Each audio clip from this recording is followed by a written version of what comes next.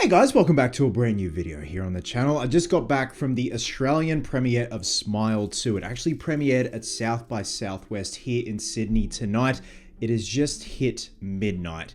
Very late, just got home, so I just thought I'd do a quick little spoiler-free review now that the embargo has lifted as of an hour ago. Now, when it came to the first Smile that came out just over 2 years ago, it's crazy. It feels like yesterday I was at the premiere for the first Smile, and that film just kind of came out of nowhere. I was really impressed by it. I love what Parker Finn did, considering it came from a short film. It was originally entitled There's Something Wrong with Rose, and we had Sosie Bacon, Kevin Bacon's daughter, portraying Rose in the first film, who was our protagonist, and I loved it. I actually thought it was a nice little surprise, and when they announced Smile 2, I thought, ooh, this could be a little bit tricky. I don't know how you can go from where we left off with the first Smile. I was happy with what we got. I was happy if it was just going to be a standalone film, but obviously Paramount were very happy to throw money at Parker Finn, and he went back to the drawing board and thought, what can we do next? But this time we have gone bigger and bolder this time around with Smile 2. Now, the basic premise of Smile 2 is about to embark on a new world tour. Global pop sensation Sky Riley, portrayed by Naomi Scott, begins experiencing increasingly terrifying and inexplainable events. Overwhelmed by the escalating horrors and the pressures of fame, Sky is forced to face her dark past to regain control of her life before it spirals out of control. So, very similar to the first Smile film, but this time around more bombastic, the stakes are higher, and it just seems like the production value is a lot more higher. I can honestly say this is without a doubt, by far, so far, one of my favorite horror films of 2024. This surprised me once again like Smile 1, but leaps and bounds, especially with the shock value, the jump scares, just not even the jump scares, just the scare factor as well. Things that you can see in the background and the foreground, things that just creep up on you. This film relies a lot on one-take shots. Well, we think they're one-take shots, but you can see kind of when they're blended in like one take to another take with stuff like that. They just weave through the film in this organic way where you're like, holy shit, that was like one take. I didn't even realize that, but it was just flowing so well. I wouldn't say that the film expands upon the mythology of what Parker Finn had established in the first film, because he wrote, direct the first one. He's back to write, direct this one.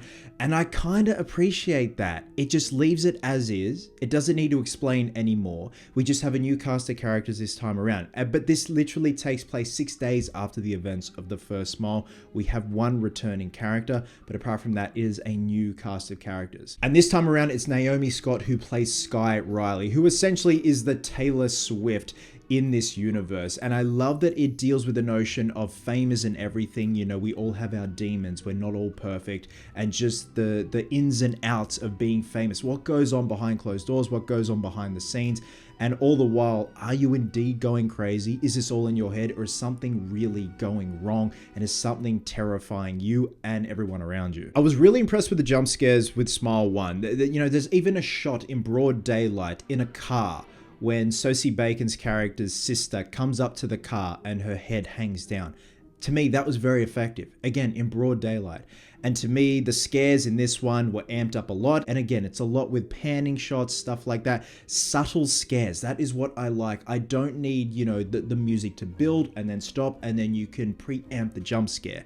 We don't get this in this film, which I really respect Parker Finn for doing. He treats his audience as intelligent people who appreciate good quality horror. I think, if anything, my biggest gripe with this one is there was a little bit too much showing of certain things.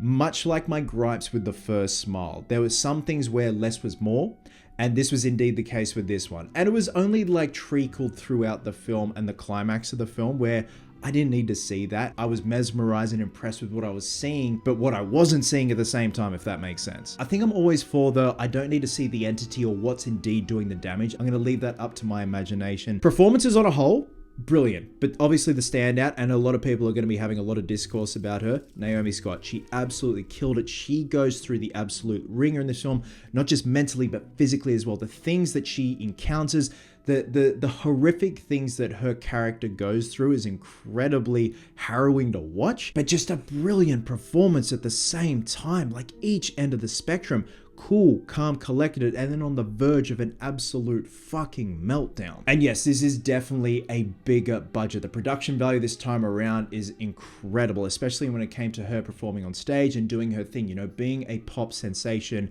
in the public eye and also being vulnerable at the same time with all these things going on inside her head. I think the last 15 minutes was some of the best movie-going experience I've had in a very long time. Probably helped we had a really good crowd as well that reacted well to what was going on up on screen. But this definitely took me by surprise, guys. Again, when it came down to it, there are a few things that I didn't need to see. There are things that were a little bit over-explained. But when it all comes down to it, much like the first Smile, this took me by surprise in the best way possible. I didn't think they could go anywhere else with a sequel, but they did. And this is by far my favorite horror movie of 2024. Kudos to everyone involved in front and behind the camera. And with that, I'm going to be giving Smile 2 4.5 barbell plates out of 5. I'd say once you see it, it'll make sense. But if you've seen the trailer, like, you fucking know. Love you guts. And I'll catch you in the next one.